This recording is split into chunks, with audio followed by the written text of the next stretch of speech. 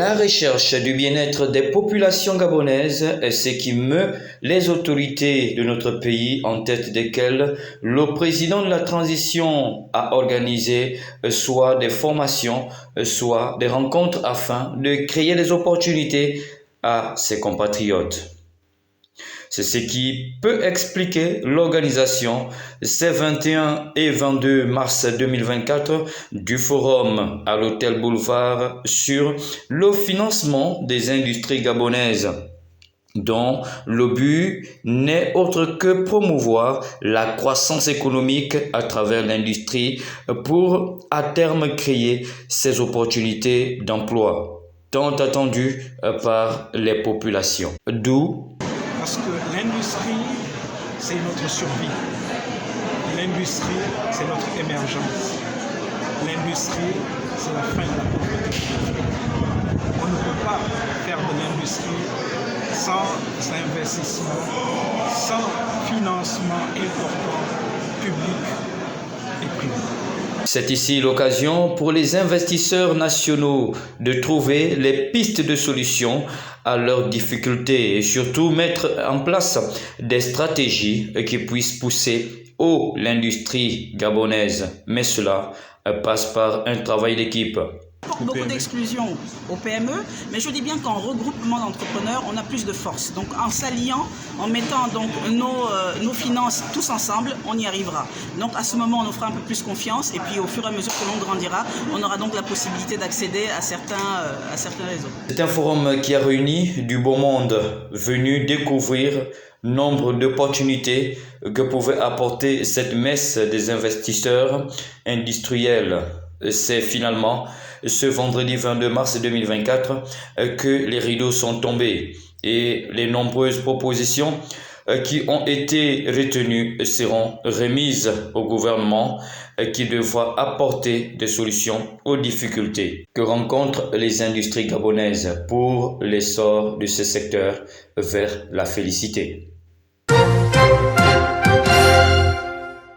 En prélude au dialogue national et surtout au regard des actions menées par l'ancien député du 2e arrondissement de la commune de Libreville visant à expliquer aux populations de son bastion politique le bien fondé des actions du CETRI dans la capitale gabonaise et dans l'ensemble du pays, nous sommes rapprochés de ce dernier afin de recueillir son opinion sur la transition gabonaise. Pour lui, le coup de liberté posé par le général de brigade Prisco Teroligi Guémon et le CETRI le 30 août 2023 est un acte louable, salvateur pour le pays et qui mérite d'être salué. Nous avons apprécié le coup de liberté qui a été fait le 30 août. C'est-à-dire que ces 5 dernières années, c'était devenu extrêmement difficile. Difficile même pour un élu du parti au pouvoir que j'étais. C'était devenu extrêmement difficile. Difficile parce qu'à chaque fois, durant toute ma mandature, je vous dirais, par exemple, je n'ai pas rencontré le chef d'État. Alors que quand je suis allé aux élections, j'ai rencontré le chef d'État, avec qui nous avons discuté, avec qui il m'a donné une feuille de route, avec qui aussi j'avais bien proposé un certain nombre d'attentes. Durant toute ma mandature, je n'ai pas rencontré le chef d'État une seule fois. Une fois, j'ai été convoqué par, je ne vais pas vous le cacher, par le CENI, le directeur de cabinet adjoint, qui semblerait-il voulait me montrer sa veste. On a parlé, tout ce qu'on avait parlé, c'est cet arrêté-là. J'étais d'ailleurs accompagné du Kenkoulou du 6e ce jour-là. Je n'ai pas rencontré le chef d'État pendant toute ma mandature. Alors que même quand je n'étais pas député, j'ai rencontré le chef d'État à plusieurs reprises. En sa qualité d'ancien député du PDG, il n'a pas manqué de nous faire quelques révélations. Donner l'impression qu'il est important, qu'il peut convoquer un député et que ce que j'ai à dire, lui, il avait déjà les solutions. Il avait les solutions puisqu'ils ont créé autour, par exemple dans mon quartier, dans mon arrondissement, dans mon siège proprement, ils ont créé 2 associations, il y avait une Le Réveil et l'Oreille, qui avaient pour objectif de se substituer au député que j'étais, à qui on remettait un certain nombre de commodités pour ce sujet député que j'étais et qui avait pour objectif de salir, d'avilir, de casser, de saboter tout ce que je faisais comme projet. Non, durant cette mandature, tout le monde était les messagers intimes. Tout le monde était les messagers intimes, c'est-à-dire que des gens venaient pour vous dire non, le président a dit. Et le président a dit, parfois nous qui nous posons sur la question, qui connaissons un peu le président avant, on se posait un peu la question de savoir, mais attends, c'est quel président? On ne reconnaît rien dans son style de faire les choses. Parce qu'il y a quand même, vous savez, quand tu restes longtemps avec un homme, on connaît quand même un peu sa façon de faire, on reconnaît un peu la tonalité de ses écrits, on reconnaît un peu un certain nombre de choses, on connaît ses réactions. Mais là, on ne sentait rien. Moi, je vous dis, pendant 5 ans, je n'ai rien ressenti. C'est à juste titre qu'il va prodiguer quelques conseils au président de la transition afin de ne pas tomber dans les mêmes travers que son prédécesseur. D'ailleurs, vous remarquerez bien, je vais vous attirer votre attention, je remarque aujourd'hui plein de jeunes associations qui posent des actions au nom d'Oligui, alors que Oligui a des délégations spéciales. Oligui a des délégations spéciales, c'est-à-dire que Oligui a le CTRI derrière lui, il a nommé ses délégations spéciales. Dans le cadre de rendre effectif et de rendre achat, il aurait pu tous les moyens qui sont déployés là, aux associations, aux gens à gauche et à droite, il aurait pu les donner aux délégations spéciales afin de rendre leur action efficace sur le terrain. Et c'était comptabilisé dans la traçabilité, etc., etc., etc. Mais malheureusement, les gens, encore des lobbies mal intentionnés, sont même en train de créer une crise entre le CTRI et Oligui. Et ça, c'est des choses que nous disons, que nous dénonçons en disant, fais attention. Parce que si tu les écoutes, ces hommes-là, ils vont t'amener dans le même chemin qu'ils ont amené Ali Bongo, ils ont amené Sylvia, ils ont amené tous ceux que tu vois là qui ont été tes prédécesseurs. C'est ça notre langage. Un bon attendeur. C'est en prestation pour un live des artistes du G6 que nous avons rencontré l'artiste Ariel T, qui n'a pas manqué de nous donner ses impressions suite à la visite du chef de l'État dans la province de Logo-Ivindo. Ces derniers temps, il se passait beaucoup de choses sur les réseaux sociaux à propos de l'arrivée du président au G6. Il y en a qui se donnaient des pics et tout ça, et je me suis dit, au lieu de se battre entre nous, pourquoi ne pas simplement accompagner le président en chantant?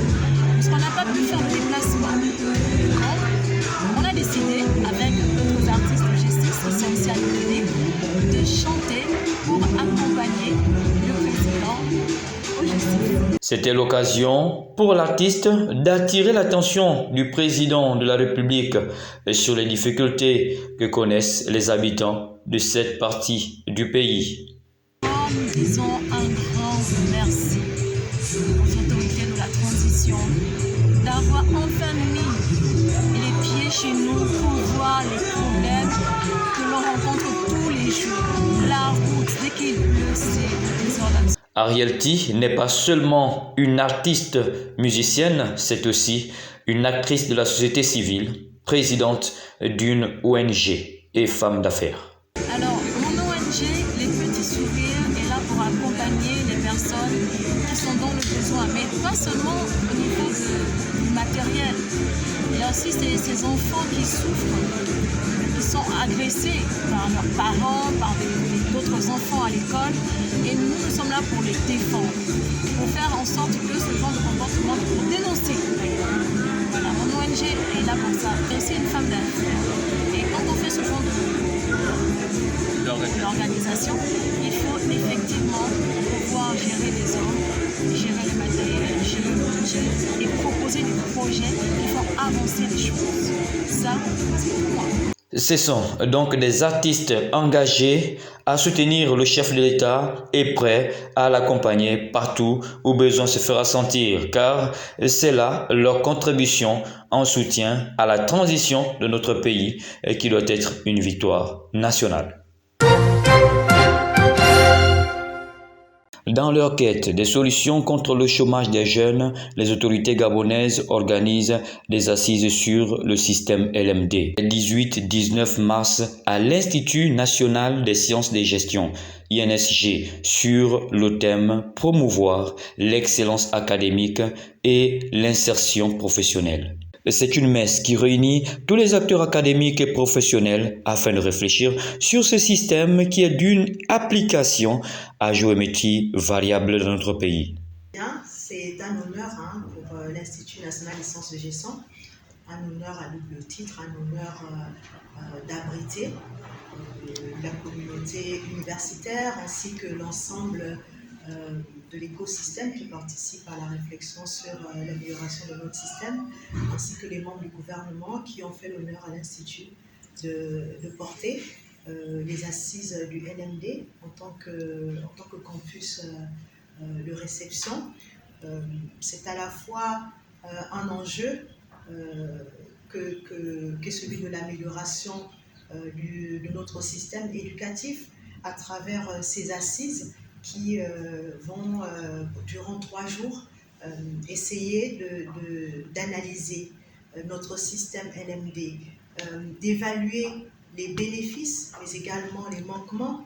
De ces réflexions devront découler des propositions qui permettront d'impacter positivement le système éducatif et même le monde professionnel dans notre pays. Propositions pour porter un renouveau au monde éducatif et ainsi qu'à l'amélioration de notre fonctionnement académique, scientifique pour une université compétitive, pour une université qui maille le territoire et qui impacte la société gabonaise ainsi que l'économie de notre pays.